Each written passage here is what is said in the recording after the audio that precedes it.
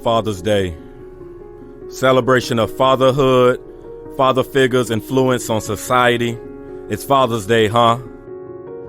I always wondered, where was my father? Let me tell you about my daddy. When I was a little boy, my daddy would always pick me up. When he came home from work, he'd pick me up. When he saw me in the nursery after church, he'd pick me up. No matter how long he worked, no matter how tired he was, my daddy would always pick me up. So when I had my kids, I would always pick up my kids. When I got home, sometimes I was tired. They have a bottle in one hand and they just lifted up the other hand, and they knew what daddy was supposed to do. My job was to pick them up. They say a woman can't raise a man, and I struggle with that. My mother was the one that raised me. She raised me to be a man, but who was there to teach me? See, as a single woman, she raised me, but she could not teach me. She tried her best. Nobody to teach me how to throw a football, to teach me what being a man is all about. When you pick up a child, it is a spiritual transaction. When you pick up a child, you change their perspective. When you pick up a child, all of a sudden they can see the world the way you see it. I don't care what your children have done. There is nothing they can do for you to stop picking them up. Well, my daughter's a drug addict. I don't care. Pick her up.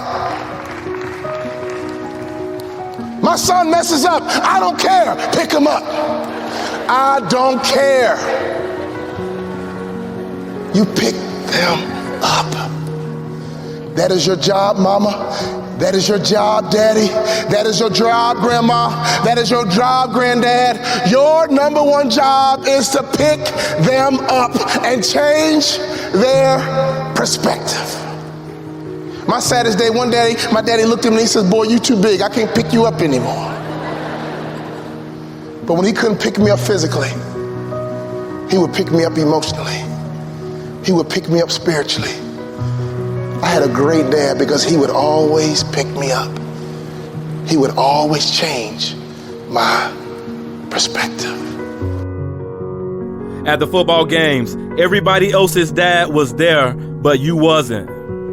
The OGs, the high school football coaches, they would tell me these amazing things about you. See, they knew you, but I didn't. I remember growing up, being at school, and it'll be time to draw these family photos in. They'd have their fathers drawn in their photos.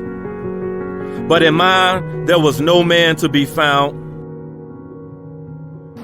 So my daddy called me on the phone. He asked me a question. He said, son, you had a tough year. What's next? I said, Dad, I'm going to be a hospital administrator. He said, not bad, but let me ask you a question, son. Do you believe you're an NBA player? You can't outproduce your self-image, son. If you don't think so, go take the job. But if you believe you're an NBA player, go for it. My dad had the self-control and discipline and waited for my answer. And my answer was yes. You're right, Dad. I can't work the rest of my life. But playing in the NBA is a dream I've had ever since I was a little boy. He said, go for it, son. I remember when Mama would say, if I don't get my act together, I'll be just like you. How ironic. And I stand tall for you too. I reply, don't you talk about my father. Resentment is like drinking poison, waiting for the other person to die. Who am I to judge you? Because when you walked up on me 5 years ago, at the age of 27, who am I to judge you? Who am I to judge you off your past and your circumstances? I understand that everybody, if you got breath in your lungs today, you can bounce back.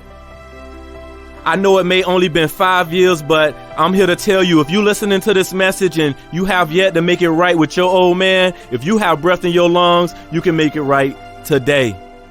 Who am I to judge you, Dad, off your past and your circumstances? Who am I to judge you as if I don't know adversity is inevitable? Go for your dreams. Don't live life with regrets. Go for your dreams. Don't live life with regrets. Go for your dreams. Don't live life with regrets. I could always hear my daddy's voice. You have children, you have grandchildren. Can your children and grandchildren hear your voice? I could always hear my daddy's voice. He would say, go out, have a good time, play with your friends, but don't let the street lights beat you home. Father's Day is also a celebration of the parental bond me and my father got, the parental bond you and your father had since day one. It's Father's Day, huh? Dad, I want you just to enjoy this day, and I want you to understand, despite the time we've wasted, despite the time that we've lost, we haven't come this far just to come this far. I thank you for the 5 years, and although you may feel guilty, understand I love you. When I started my motivational speaking business, I called my daddy and said, Daddy, I'm gonna be a motivational speaker. He said, son, you think you can be successful at it? I said, yes, sir. You think you can make a lot of money at it? I said, yes, sir. He says, go for it. That's all my daddy said to me was go for it. Daddy, thank you for always changing my perspective and instilling in me to go for my dreams.